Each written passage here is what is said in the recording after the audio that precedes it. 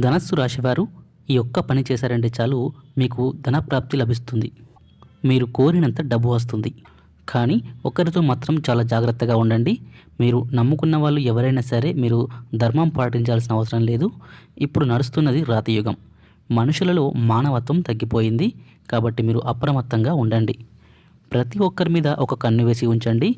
మనల్ని నమ్ముకున్న వారికి మనం సహాయం చేయాలి తప్ప వారి నుంచి తిరిగి సహాయాన్ని ఆశించకూడదు. ఇలా మీరు సహాయాన్ని ఆశించినట్లయితే, మీరు తిరిగి ధనాన్ని ఆశించినట్లయితే మీరు ఈ తిథుల్లో ధనాన్ని సహాయం చేయండి.